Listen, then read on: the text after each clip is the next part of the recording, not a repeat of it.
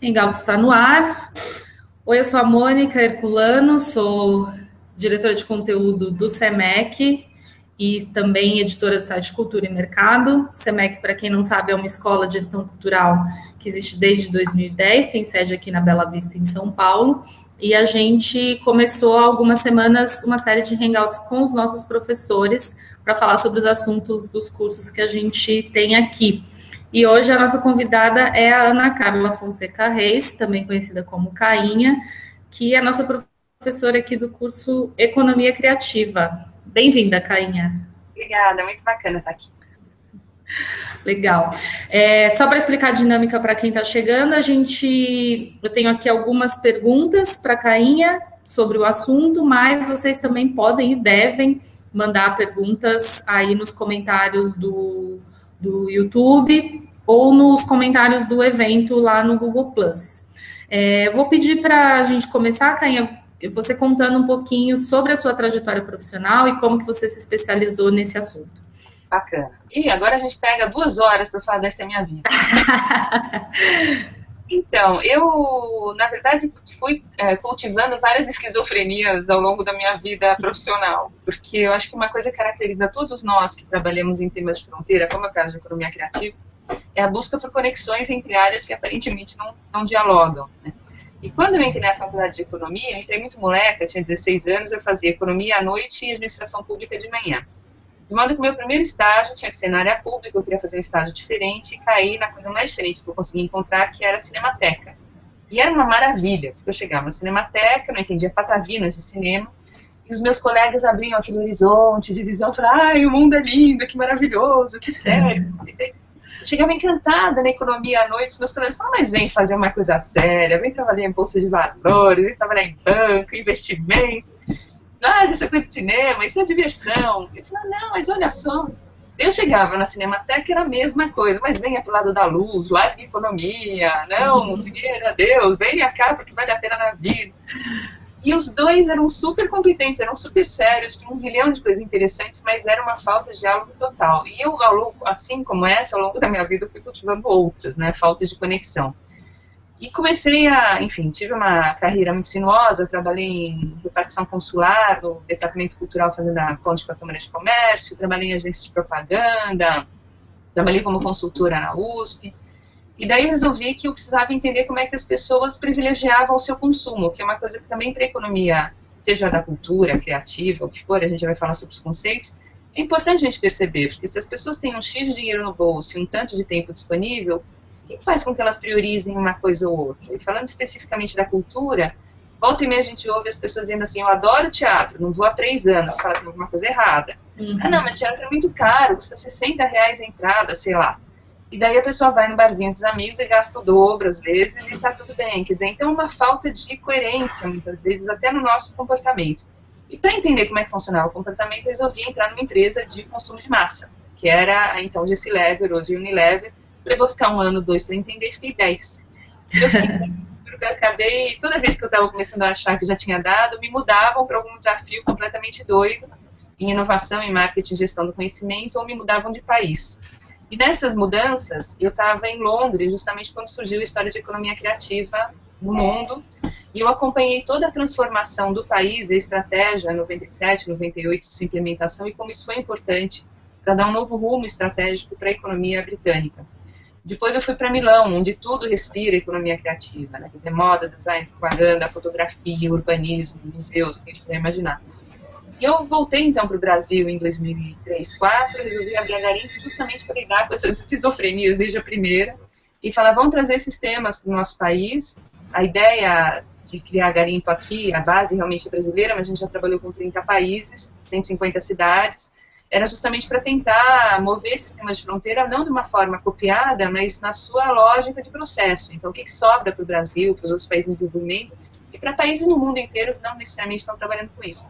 E daí eu comecei a ver que quando a gente falava de economia, e ainda hoje em muitos casos ocorre isso, pessoas continuavam pensando em investimento, taxa de juros e inflação. E eu falei, pô, mas o que une as pessoas com essa relação de economia, mas sem esse viés tão puramente financeiro? E eu cheguei à conclusão de que era a cidade. E eu não me sentia capacitada para falar de cidades sem entender o que era cidades. Então, fui fazer um doutorado em urbanismo, uma tese sobre cidades criativas, fui a primeira do Brasil nisso, para conseguir desenvolver esse tema. E hoje a Garimpo trabalha essencialmente com economia criativa, economia da cultura, cidades criativas e inteligência coletiva. São os nossos grandes flancos. É uma grande folia, é um trabalho maluco, mas é uma grande folia.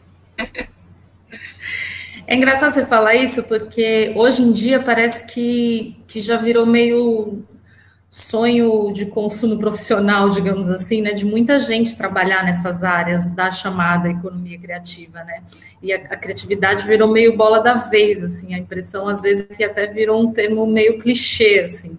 Você percebe isso desde esse momento que você começou a estudar para cá, né, aumentou muito, como é que, e quais os aspectos negativos disso também, né, porque se por um lado é bom, as pessoas estão falando muito disso tudo, desses assuntos que são importantes, mas às vezes pode banalizar também, né? Claro. Então, é bem complicado isso. Você mencionou muito, muito pertinentemente a ideia de ter virado bola da vez, porque como a economia da cultura e a economia criativa são dois termos ainda muito recentes no Brasil, no mundo nem tanto, né? A gente acha que no mundo inteiro é tudo muito novo, mas a economia da cultura tem 50 anos no mundo, a economia criativa tem 20. No Brasil chegaram de uma forma muito atrasada. A minha esperança, tendo chegado atrasado esse discurso aqui, era que a gente aprendesse, inclusive, com as bobagens alheias e ganhasse um tempo, saísse correndo. Mas, infelizmente, da forma como chegou, ambos os conceitos, mas sobretudo a economia criativa, acabou sendo muito banalizado. Então, qualquer coisa vira economia criativa, economia solidária, economia colaborativa, quer dizer, e muitas vezes o que me deixa preocupada é que as pessoas esquecem que a gente está falando de economia, porque economia é uma coisa meio antipática, e se atém ao criativo. Mas a gente tem que entender que é economia criativa. Então, assim, o olhar da economia sobre a criatividade. Como é que a gente faz com que essa criatividade consiga emplacar no mercado até em benefício do criador? Mas a gente sente esse ranço, né? E uma confusão muito grande entre economia criativa e economia da cultura. Isso é um problema, porque se você pegar hoje, por exemplo, pegar a esfera federal, para a gente não entrar nas polêmicas regionais, a definição, entre aspas, adotada pelo SEBRAE não bate com o Ministério da Cultura, que não bate com a DAPEX, que não bate com nada. Então, assim, você não consegue fazer uma política articulada entre as pastas que deveriam estar conversando sobre uma mesma coisa, porque cada um vê um bicho diferente quando olha. Então, como é que você consegue fazer algo que efetivamente seja para o desenvolvimento, se cada um continua pensando na sua caixinha? De modo que eu acho que a primeira coisa que a gente tem que fazer é tentar trazer um pouco de lucidez para esse conceito de falar, olha, economia criativa a gente está adotando como isso. Tem polêmicas, tem discussões, tem gente que concorda, tem gente que não concorda, mas se a gente como país não chegar a uma conclusão do que é, e a partir disso desenvolver um plano, a gente vai continuar patinando, né, que é muito o que a gente acompanha hoje. Você consegue resumir, isso você vai falar muito no seu curso, eu sei, mas assim, de maneira bem objetiva e rápida para quem está assistindo a gente, qual a diferença, assim, desses dois conceitos? Então, a economia da cultura, acho que é bacana até falar um pouquinho da origem, porque quando a gente bota as coisas em contexto, fica mais fácil de entender. Surgiu na década de 60, nos Estados Unidos, quando alguns teatros de Nova York, que recebiam financiamento sobretudo das fundações, Fundação Ford, Fundação Rockefeller, etc., não conseguiam necessariamente se virar com o orçamento que tinham. Ao passo que várias outras áreas da economia, que recebiam também financiamento dessas fundações, conseguiam se virar muito bem e às vezes até precisavam de menos dinheiro de um ano para o outro. Isso causou uma certa confusão e as pessoas das fundações não entendiam direito o que estava rolando. Falando, pô, mas será que é baixa capacidade de gestão, incompetência, sei lá, qualquer coisa que estava acontecendo? E contrataram 2 economistas para entender o que estava acontecendo. E esses 2, o Baumol e o Bowen, se debruçaram especificamente sobre a área de artes do espetáculo. E foram analisar o que acontecia. E descobriram uma coisa que hoje parece uma obviedade, mas à época não era, que ao passo que a economia inteira acabava se beneficiando muito das tecnologias, então substituíam pessoas, por exemplo, por máquinas, que é uma coisa que hoje a gente vê muito acirradamente, esses setores não tinham o mesmo benefício, porque você continuava precisando do mesmo número de atores para representar uma peça, do mesmo número de concertistas para fazer um concerto. Então esse benefício da tecnologia não beneficiava tanto os setores culturais, de modo geral, como os outros setores da economia. Isso caiu como uma luva, porque as pessoas falam, pô, não é que eu seja incompetente, é que eu não estou tendo o mesmo impacto benéfico do que está atingindo o resto da economia. E a partir disso, os economistas, não todos eles, porque ainda hoje tem algumas áreas que são meio reticentes a isso, mas alguns economistas falam, então vamos entender quais são as especificidades disso. E tem uma série delas, por exemplo, você fala de economia da cultura, quando você consome cultura, quanto mais você consome, mais você tende a querer consumir, né? Quando você começa a ler e se encanta pela leitura, você quer ler. Então, assim, quanto mais você quer, tem, mais você quer. Quando você pensa em outras coisas da economia, tipo, sei lá, um par de sapatos, se você não tem nenhum, o primeiro par de sapatos é a glória na terra, o segundo é bacana, o terceiro legal, o quarto, quinto, sexto, só você for em mel da marca, chega uma hora que você não quer mais nem falar de sapatos, nem lembra que tem. Então, a cultura realmente tem uma série de coisas muito especiais. Isso é o que define a economia da cultura, ou seja, quais são as relações entre produção, distribuição, demanda, onde é que estão os problemas no meio do caminho, como é que a gente faz essa tentativa de adequação entre o valor que a coisa tem e o seu preço, já que cada criação cultural é única. Todo esse arcabouço da economia voltado para tentar fazer com que a cultura consiga dar a chance aos trabalhadores da cultura de serem trabalhadores remunerados, inclusive por isso. Quando a gente fala de economia criativa, é um bicho um pouco diferente. E ela surgiu não por menos em meados da década de 90, vai? Porque em meados da década de 90, especialmente, a gente teve as tecnologias digitais de uma forma muito fortemente impactadas na nossa economia, na sociedade. Elas surgiram antes, mas de uma forma mais global e pervasiva, sobretudo a partir do começo da década de 90. Isso fez com que a globalização, a padronização de bens e serviços tomasse uma outra proporção. Então, chegasse numa envergadura e numa profundidade jamais vistas. De modo que se lançava alguma coisa aqui, falava, bom, agora eu respiro uns 6 meses, né, porque é o tempo que o mercado vai se acostumar, até a concorrência copiar, e depois de 2 semanas já tinha alguma coisa igual. E você compara duas coisas, tipo, sei lá, serviço financeiro, telefonia celular, cartão de crédito, você fala, pô, mas é a mesma coisa. Então, quando que eu mudo de um para o outro, em telefonia celular é clássico, quando tem promoção. Porque tudo fica tão parecido que você cai na armadilha de brigar em cima de preço baixo. E daí o que a economia criativa fala é assim, a questão é a seguinte, hoje a gente tem tecnologias que são muito parecidas e facilmente copiáveis. Até dentro das empresas, porque quando tem alguém fazer uma coisa diferente, a empresa vai lá, pluft, e compra outra. Ou funde, enfim. A gente tem o dinheiro circulando pelo mundo com uma facilidade incrível. Dinheiro, em seu momento, já foi o ativo mais diferente de uma economia. Então, o país que tinha dinheiro era o país que mandava no mundo. Hoje, claro, você tem as potências econômicas, mas você aperta um botãozinho de laptop e o seu dinheiro vai para um país ou para o outro com uma facilidade inaudita.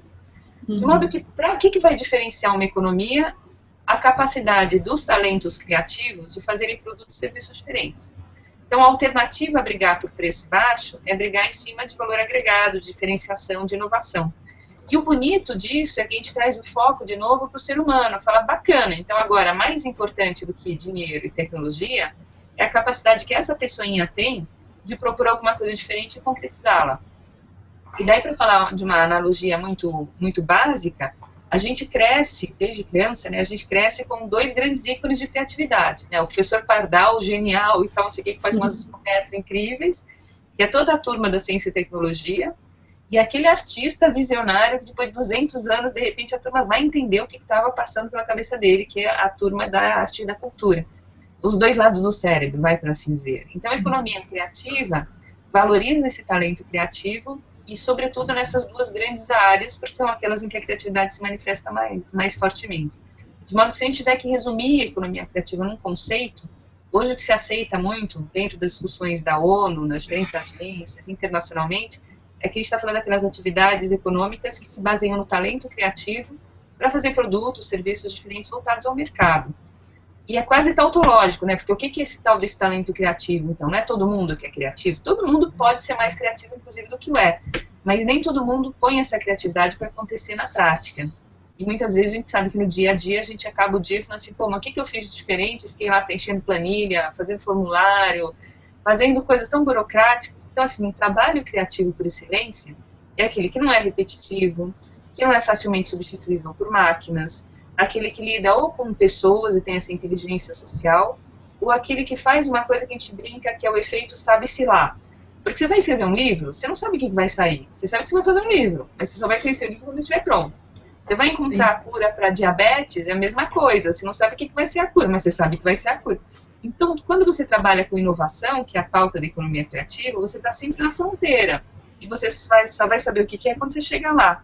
Então, a economia da cultura é um pedaço da economia criativa, mas a economia criativa é muito mais ampla, por isso que a gente fala que é um novo paradigma econômico que traz o foco para o talento criativo. A economia da cultura traz o foco para o talento que trabalha com cultura, mas tem toda a turma, por exemplo, de ciência e tecnologia, que não entra nessa pauta. Aquela divisão por setores, design, moda, gastronomia, arquitetura e tal, isso não existe mais na definição de economia criativa hoje.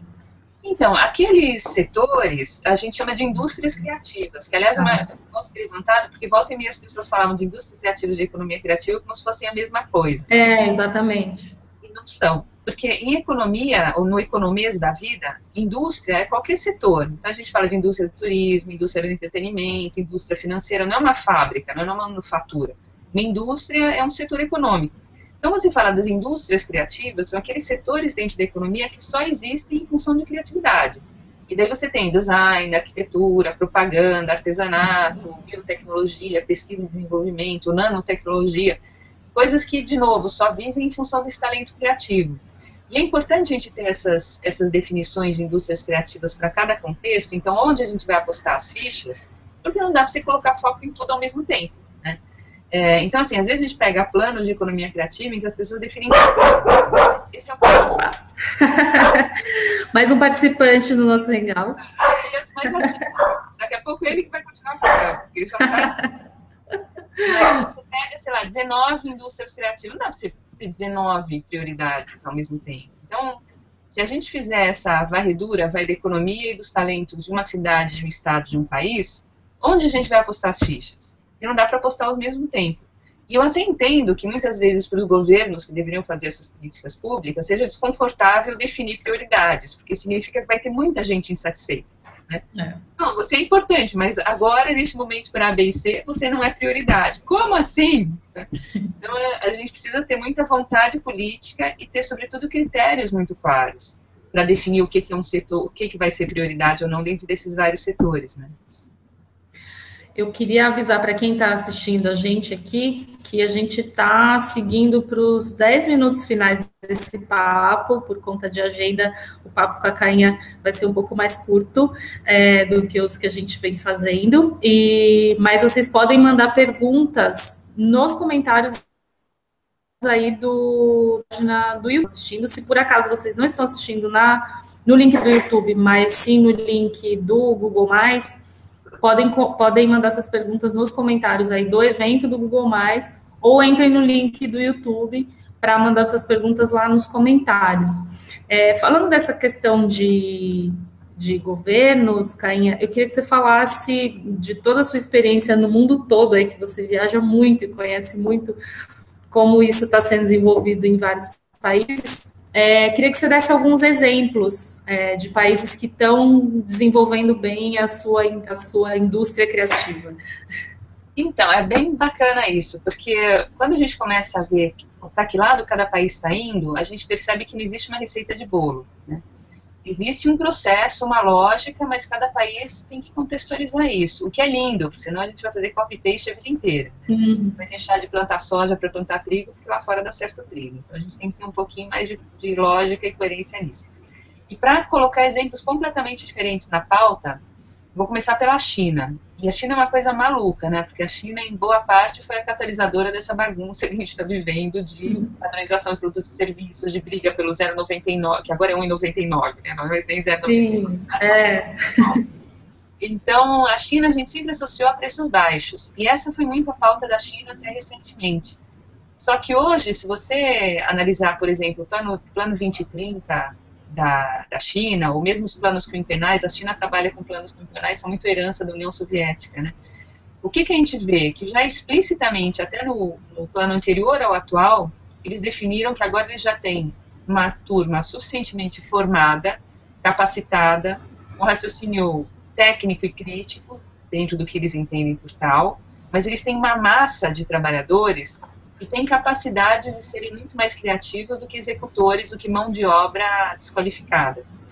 Então, essa massa de pessoas é que vão fazer com que a China consiga suprir a missão que eles se atribuíram de passar do Made in China para o Design in China. Eles sabem que o valor agregado vem do desenho, da criação, e não ficar apertando o botãozinho e girando manivela. daí a gente leva um susto. Imaginem o que é a China, com a fome que tem e com a vontade política, que é muito mais fácil para uma ditadura, mas não justifica outros países não terem, de seguir o que eles definem, resolvendo que agora eles vão dar a pauta da criação no mundo. E é para onde eles estão indo. Então, se você passar para esse plano e analisar quais são as prioridades deles, por exemplo, tem novas energias, biotecnologia, manufatura de ponta, o que a gente chama de internet das coisas. Então, o que é essa inteligência industrial, inclusive, que faz com que você esteja passando na frente de uma máquina de refrigerante, e a máquina de refrigerante consiga ler sua temperatura, perceber que você está com calor, e a partir disso lançar na hora uma promoção dizendo compre-me, leve 2 pagando 1. Então, assim, isso é a pauta da China, né? E é o que eles chamam de economia criativa também. Então, eles vão muito para esse lado de ciência e tecnologia, e para conquistar a simpatia do mundo, inclusive, eles investem também em setores culturais, que é a história do soft power, né? Então, não tem como você ser uma grande potência econômica e política se você também não tiver uma presença cultural, porque é o que faz com que as pessoas te vejam com mais empatia. É uma coisa que eu acho que a gente poderia trabalhar, inclusive, muito melhor do que hoje trabalha, saindo dos estereótipos e tal. Se você pegar um país vizinho, mas completamente diferente de perfil, como é o caso da Indonésia, a Indonésia, nesse exercício de onde é que estão as minhas forças, descobriu que eles têm 2 grandes campos nos quais investir. Então, eles têm, sobretudo, tecnologias digitais, porque geram muito emprego para jovens, porque as tecnologias digitais podem ser aplicadas em tudo. E você vai desenvolver um joguinho que pode ser desde o lúdico para a criança, até você aplicar isso nos hospitais. Então, assim, tem N formas de aplicação, esse vai ser um flanco. Mas eles também sabem que o patrimônio cultural lá é uma coisa ímpar. Então, eles veem o impacto, por exemplo, do turismo cultural no país. O que eles resolveram fazer? Criar um Ministério da Economia Criativa e do Turismo. E quem está à frente desse ministério é a ex-ministra de Desenvolvimento, que também foi ministra das Relações Internacionais, que é uma mega super top PhD em Economia, né, fera. Então, assim, não é que eles tenham colocado lá alguém para cuidar dessa coisa divertidinha, enquanto é café com leite, enquanto a turma séria cuida de outra coisa. Eles colocaram um super quadro para lidar com isso. Daí a gente fala, pô, mas tão longe, daí vamos aqui para o lado para Buenos Aires. Buenos Aires, já há mais de 10 anos, resolveu olhar a cidade como se fosse um mosaico de criatividade. E falou, se a gente for localizar isso na cidade, onde que a criatividade brota de uma forma mais setorial, aí falando das indústrias criativas, mas muito identificada com o território. Fala, bom, ali na região da Boca e tal, surgiu o tango, tem um monte de escolas, tem produtoras de disco, tem 500 coisas, ali a gente pode fazer o distrito da música. Ali do audiovisual, aqui do design, aqui de TI, aqui de farmacêutico. Então, eles começaram a olhar a cidade de uma forma muito consonante com uma lógica de que a criatividade tem que estar o tempo todo em todo lugar. E como é que eu utilizo isso respeitando as tradições e singularidades de cada bairro? Ideia bacana, porque você vê como você consegue criar, inclusive, novas conexões entre áreas da cidade que não necessariamente se falavam. A partir do momento que você lá tem, sei lá, um polo moveleiro, aqui você tem o polo de design, como é que você faz com que um trabalhe junto com o outro se eles estão em pontos distantes da cidade? Isso dá uma outra dinâmica à cidade. Né? Se pegar uma cidade como as nossas grandes cidades, a gente mora em arquipélagos, não mora em cidade. Né? A gente está sempre cada um na sua linha. E esse tipo de dinâmica econômica também faz com que a gente se sinta levado a visitar outro bairro, que a gente se sinta mais próximo ao bairro, que às vezes é até vizinho, mas que a gente nunca tinha visitado, conhecido direito. Trazer isso para o território, como o Buenos Aires está fazendo, é um trabalho muito bem-vindo do ponto de vista econômico, do ponto de vista social e também do ponto de vista urbano. Então, a gente tem um manancial de oportunidades em todas as esferas de governo do Brasil, por exemplo, e falando não só de política governamental, mas de política pública, né? Aquela política em que todo mundo vai, participa, o público, o privado, a sociedade civil, para desenvolver uma coisa que seja mais coerente com o que a gente espera para a economia e para a cidade onde a gente mora. E aqui no Brasil você vê que a gente está avançando nesse sentido? Então, ai, que perguntinha pilantra, né? Eu acho que a gente tem um pouco o histórico da economia criativa no Brasil, né? A economia criativa surgiu como termo por um encontro de 2 pessoas que eu respeito muitíssimo, que são o ministro Gil, à época que era justamente ministro da Cultura, e o embaixador Rubens Recupero, que era secretário-geral da UNCTAD, que dentro da ONU é quem cuida de comércio e desenvolvimento. E os 2 conversaram sobre economia criativa, e a gente está falando de 2004, resolveram organizar um primeiro encontro em São Paulo, à época, no chamado Fórum de Indústrias Criativas, dentro vieram em contato, foi a certidão de nascimento disso aqui. E gerou um super interesse. Daí, no ano seguinte, em 2005, organizaram um outro fórum em Salvador, onde vieram pessoas de vários países, várias indústrias, enfim, e eles se comprometeram até, inclusive com outros países que foram signatários, a organizar um Centro Internacional das Indústrias Criativas, que já tinha até uma casa pré-definida no Pelourinho. E aí o ministro Gil saiu do ministério, então não sei o que, a coisa ficou parada, morreu o assunto no Brasil, então a gente perdeu 6 anos praticamente, até que a ministra Ana de Holanda resolveu ressuscitar esse tema e criar a Secretaria de Economia Criativa. Só que aí o momento tinha passado, né? E justificadamente ou não, a ministra Ana de Holanda não tinha o capital político e de articulação e simbólico que o ministro Gil tinha. Então, por mais que tenha sido uma boa intenção, me parece que surgiu no lugar errado, porque o Ministério da Cultura era muito esvaziado da capacidade de fazer articulação com outras pastas. E surgindo nesse momento o Ministério da Cultura, com uma pessoa que não necessariamente tinha uma visão de economia, o ministro de FGV, enfim, trabalhou ele também como estagiário da Gessilever, imagina, que eu estou precisando. Sim, é verdade. Então, é um empresário de si mesmo. Então, é uma outra lógica, né? Essa lógica da economia para ele é muito mais próxima. Então, quando surgiu o Ministério da Cultura sob essa lógica, e daí no próprio plano de economia criativa, o que se vê é o aspecto simbólico da economia criativa, você reduz a economia criativa inteira ao que é cultura. E daí, não por menos, a coisa não andou.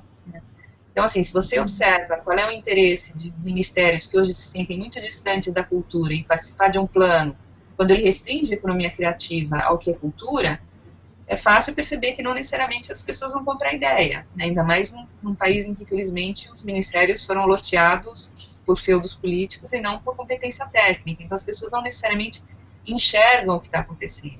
E daí eu acho que acabou sendo, enfim, inevitável que a secretaria acabasse.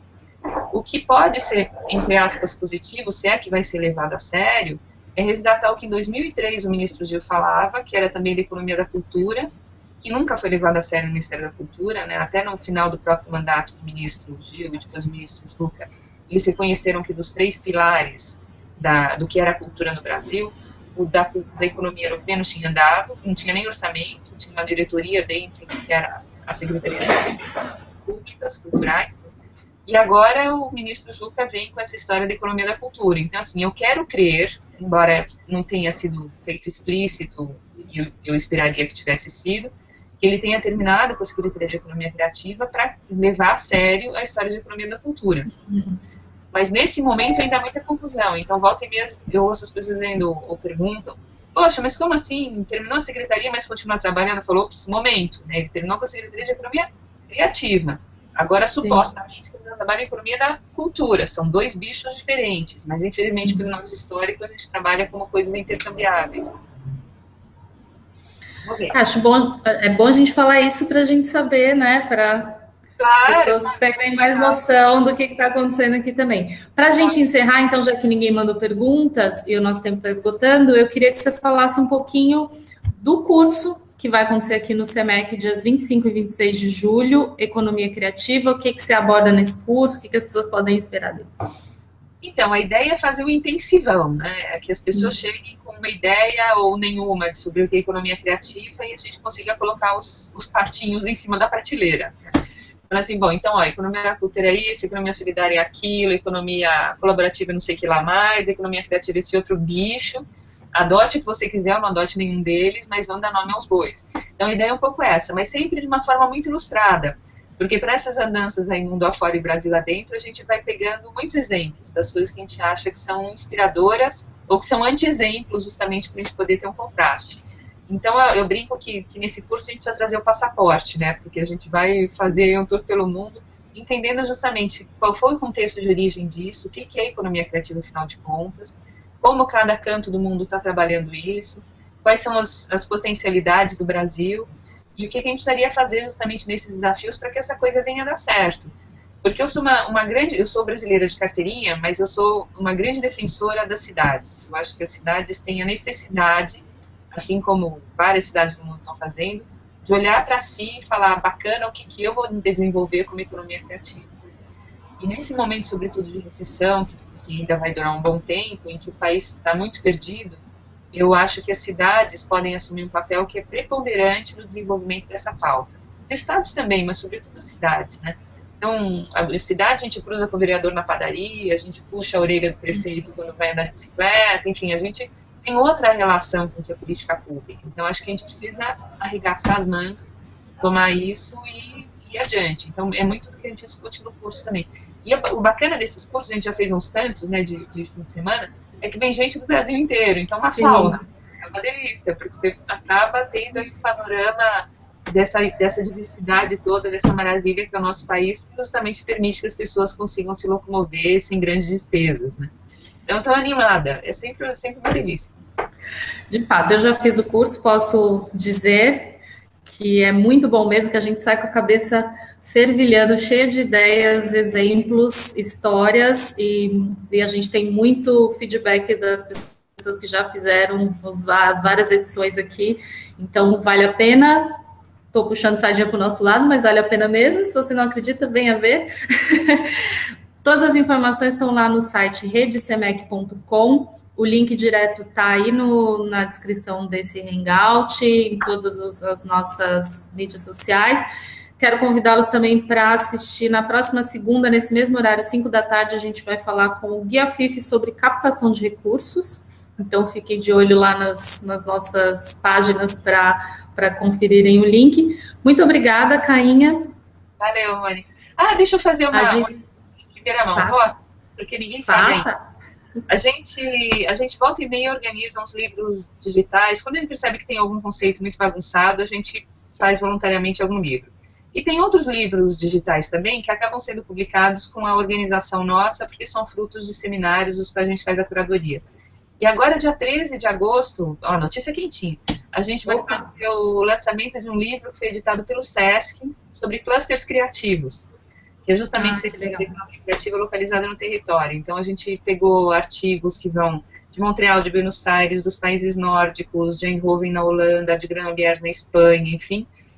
Cada participante escreveu o seu texto, a gente fez uma análise, e ele vai sair em português, inglês e espanhol, vai ter um lançamentozinho, dia 13, mas depois vai ficar disponível para download no site da Garimpo, junto aos outros. A gente nem começou a comunicar ainda, mas como a galera está seguindo aí o Hangout, e eu achei que era importante já reservar o espaço mental da turma para depois dar uma... Maravilha. Tá bom? E passa o site da Garimpo, então, para as pessoas.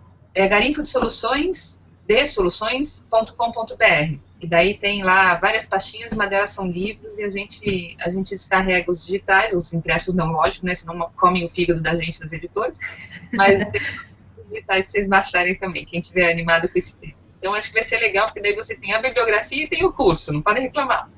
Exatamente. E lá no site tem vídeos também, tem artigos, né, tem um monte de material para quem quer saber mais sobre esse assunto. Tem sim, inclusive os do Cultura e Mercado. Verdade.